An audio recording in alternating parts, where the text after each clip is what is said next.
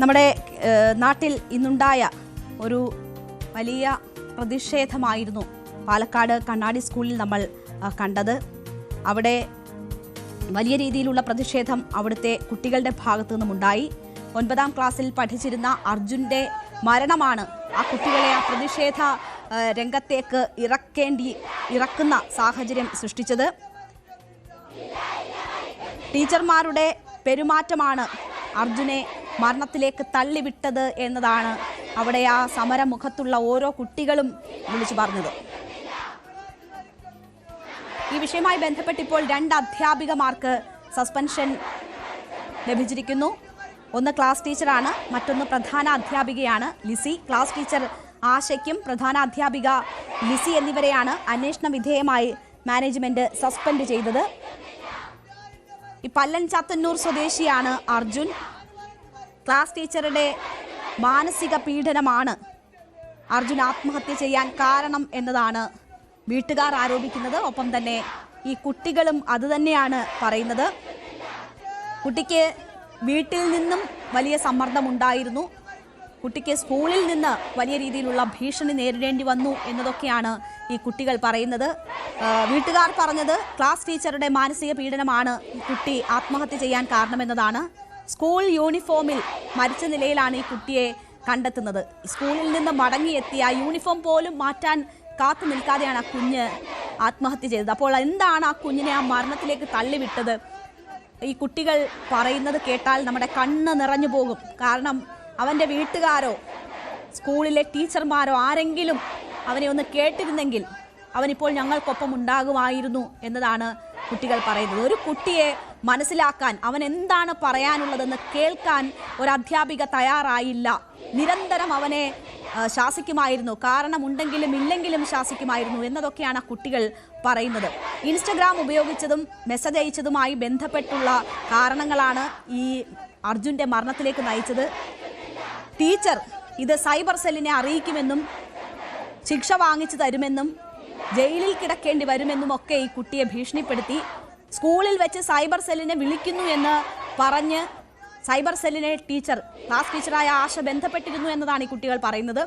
അവൻ അതോടെ അവൻ വലിയ രീതിയിൽ തളർന്നു, അവശനായി, അവൻ്റെ കൈകൾ വിറയ്ക്കുന്നുണ്ടായിരുന്നു എന്ന് കുട്ടികൾ പറയുന്നു. പിന്നീട് പ്രധാന അധ്യാപികയ്ക്ക് മുന്നിലേക്ക് വിളിപ്പിച്ച് അവിടെ വെച്ചും ഭീഷണിയും കുറ്റപ്പെടുത്തലുകളും ഈ കുട്ടിക്ക് നേരിടേണ്ടി വന്നു എന്നതാണ് പറയുന്നത്. അപ്പോൾ വലിയ രീതിയിലുള്ള മാനസിക പീഡനമേറ്റാണ് ആ കുട്ടി മരണത്തിലേക്ക് പോയതെന്ന് ആ കുരുന്നുകൾ പറയുന്നു. അത് ഈ ടീച്ചർ കുറേ വട്ടം ബ്ലാക്ക്മെയിൽ ചെയ്തിട്ടുണ്ട്. ഇതിനൊരു റിലേഷൻഷിപ്പ് ഉണ്ടായിരുന്നു ഒരു കുട്ടീൻ്റെ കൂടെ 9th പഠിക്കുന്നത്. ആ കുട്ടീൻ്റെ കൂടെയുള്ള റിലേഷൻഷിപ്പ് കാരണം ഈ ടീച്ചർ കണ്ടുപിടിച്ചുകൊണ്ട് ടീച്ചർ പറഞ്ഞു കുറേ ബ്ലാക്ക്മെയിലൊക്കെ ചെയ്തിരുന്നു. നീ ഇങ്ങനെയാണ് TC വാങ്ങിയിട്ട് പോകും, അങ്ങനെ ഇങ്ങനെ ചെയ്യുന്നൊക്കെ. ആ ടീച്ചർ പറഞ്ഞു മതിയായി. ഇതിൽ ഇവൻ സൂയിസൈഡ് ചെയ്യുന്ന ഒരു വട്ടം അപ്പോളേ പറഞ്ഞത് റിലേഷൻഷിപ്പ് സമയത്ത്. പക്ഷെ ആദ്യം ചെയ്തില്ല. പിന്നെ ഇതൊക്കെ കഴിഞ്ഞിട്ടില്ല. ഇപ്പോൾ ഇവൻ ഇൻസ്റ്റാഗ്രാമിൽ കൂടെ തെറി വിളിച്ചൊരു കളി ഉണ്ടായിരുന്നു. ആ കളിയുടെ സമയത്ത് ടീച്ചർ ഇതേമാതിരി എന്തൊക്കെയോ പറഞ്ഞിരുന്നു. ടീച്ചർ പറഞ്ഞു ലാസ്റ്റ് 20,000-50,000 രൂപ അടിക്കണം എന്ന് പറഞ്ഞു. പിന്നെ 1 വർഷം 2 വർഷം നീ ജയിലിൽ നടക്കുന്നൊക്കെ പറഞ്ഞിരിക്കുന്നത് ഇവനോട്. പിന്നെ ഇവനോടൊക്കെ പറഞ്ഞിട്ടുണ്ടായിരുന്നു അവൻ കുറേ കാര്യങ്ങൾ. എന്നെ കൊണ്ടവൻ അവസാനമായിട്ട് ഞാൻ മരിക്കും ചിലപ്പോ പറഞ്ഞു. ആ ടീച്ചറാണ് അതിന് ഉത്തരവാദിത്യം പറഞ്ഞു. അതും പറഞ്ഞിട്ടുണ്ടായിരുന്നു ആശ ടീച്ചർ. ഒരു ടീച്ചറിനെതിരെയാണ് ആ കുട്ടിയുടെ കൂട്ടുകാരല്ലാത്തവരും ആ സ്കൂളിലുള്ള കുട്ടികളുമെല്ലാം ഈ ആരോപണം ഉന്നയിക്കുന്നത്. ഇൻസ്റ്റഗ്രാം ഉപയോഗിച്ചു, ഒരു കുട്ടിയുമായ ഒരു റിലേഷൻ ഉണ്ടായിരുന്നു, പിന്നീട് എന്തോ തെറി വിളിച്ച് മെസ്സേജ് അയച്ചു എന്നതൊക്കെയാണ് കാരണമായി പറയുന്നത്. എന്ത് വലിയ തെറ്റായാലും ആ കുട്ടിക്ക് ഇനി ശിക്ഷ ലഭിക്കേണ്ടുന്ന തെറ്റ് ആ കുട്ടി ചെയ്തിട്ടുണ്ടെങ്കിലും ആ കുട്ടി ശിക്ഷ അനുഭവിക്കുമെന്നല്ലേ ഉണ്ടായിരുന്നുള്ളൂ. ഈ ഭൂമുഖത്ത് നിന്ന് അവനെ ഇല്ലാതാക്കുന്ന തരത്തിലാണോ ആ വിഷയം ഒരു ടീച്ചർ കൈകാര്യം ചെയ്യേണ്ടത്? നമ്മുടെ സ്കൂളുകളിൽ ഈ ജനറേഷൻ ഗ്യാപ്പ് എങ്ങനെയൊക്കെ ബാധിക്കുന്നു കുട്ടികൾക്കും ടീച്ചർമാർക്കും ഇടയിൽ എന്നതിൻ്റെ ഏറ്റവും വലിയ ഉദാഹരണമാണ് ഈ കണ്ണാടി സ്കൂളിൽ ഉണ്ടായിരിക്കുന്നത്. അർജുൻ എന്ന കുട്ടി അതിൻ്റെ ഒരു ഇരയാണ് എന്ന് തന്നെ പറയാം. കുട്ടികൾ അവർ ജീവിക്കുന്ന കാലഘട്ടം ഏതാണ് എന്നത് മനസ്സിലാക്കാൻ ടീച്ചർമാർക്ക് കഴിയാതെ പോകുന്നു എന്നതാണ് വലിയ പ്രശ്നം. ഇൻസ്റ്റഗ്രാം ഉപയോഗിക്കുന്നതോ അതിലൂടെ സംസാരിക്കുന്നതോ ഇനിയിപ്പോൾ അതിലെന്തെങ്കിലും കുറ്റകൃത്യം ചെയ്താലും അതിന് നിയമം അനുശാസിക്കുന്ന ശിക്ഷ ആ കുട്ടിക്ക് കിട്ടുക എന്നതിനപ്പുറം ഒരു വലിയ ശിക്ഷ മേടിച്ചു കൊടുക്കുക എന്നതല്ല ഒരു ടീച്ചറിൻ്റെ ഉത്തരവാദിത്വം. ആ ടീച്ചർ എങ്ങനെയാണ് ഈ വിഷയം കൈകാര്യം ചെയ്തിരിക്കുന്നത്? അതുപോട്ടെ, ആ കുട്ടിയുടെ വീട്ടിൽ ഈ ടീച്ചർ കുട്ടിയുടെ അമ്മയെ വിവരം അറിയിക്കുന്നു. അമ്മ വലിയ മാനസിക സമ്മർദ്ദത്തിലാകുന്നു. അതിനുശേഷം അമ്മാവനെ വിളിക്കുന്നു.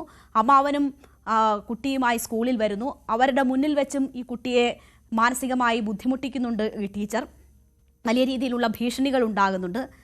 അതിനൊക്കെ ഒടുവിലാണ് പിന്നീടും ഈ വിചാരണ ഇങ്ങനെ തുടർന്ന് അവസാനം 50,000 രൂപ കൊടുക്കേണ്ടി വരും, സ്കൂളിൽ ജയിലിൽ കിടക്കേണ്ടി വരും എന്നൊക്കെയുള്ള ഭീഷണി. അതിനൊടുവിൽ ഈ പോകുമ്പോൾ കൂട്ടുകാരോട് ഇനി ഉണ്ടാകില്ലടാ ഞാൻ എന്ന് പറഞ്ഞ് കെട്ടിപ്പിടിച്ച് കരഞ്ഞു ഈ കുട്ടി. എന്നിട്ടാണ് ഈ കുട്ടി വീട്ടിലേക്ക് പോവുകയും ആ സ്കൂൾ യൂണിഫോം മാറുന്നതിന് മുൻപ് ആത്മഹത്യ ചെയ്യുകയും ചെയ്തത് എന്നതാണ് മനസ്സിലാകുന്നത്. അപ്പോൾ ഇത് ഒരു കുട്ടിയുടെ മാത്രം അനുഭവമല്ല. ആ പ്രായത്തിലുള്ള കുട്ടികളുള്ള വീട്ടിലുള്ളവർക്കെല്ലാം മനസ്സിലാകും ടീച്ചർമാരെക്കുറിച്ച്, അവരുടെ പെരുമാറ്റത്തെക്കുറിച്ചൊക്കെ കുട്ടികൾ വീടുകളിൽ പറയുന്നതാണ്. ജനറേഷൻ ഗ്യാപ്പ് ടീച്ചർമാരെ വലിയ രീതിയിൽ എങ്ങനെ കാര്യങ്ങൾ കൈകാര്യം ചെയ്യണമെന്ന് അറിയാതെ ബുദ്ധിമുട്ടിക്കുന്നുണ്ട്. ഇതിനൊക്കെ ട്രെയിനിങ്ങുകൾ കൊടുക്കുക, ഏത് രീതിയിലാണ് ഈ അവസ്ഥകളൊക്കെ ഹാൻഡിൽ ചെയ്യേണ്ടതെന്ന് അവരെ ബോധവൽക്കരിക്കുക, മറ്റുള്ള പ്രശ്നങ്ങൾ കുട്ടികളുടെ മേൽ അടിച്ചേൽപ്പിക്കാതിരിക്കാൻ ശ്രമിക്കുക. കുട്ടികൾക്കും മാതാപിതാക്കൾക്കും ഒക്കെ അത്തരം ബോധവൽക്കരണങ്ങൾ ആവശ്യമാണ് എങ്കിൽ അത് നടത്തുക. അതിനൊക്കെ ഒരു സിസ്റ്റം ഉണ്ടാവുക നമ്മുടെ നാട്ടിൽ.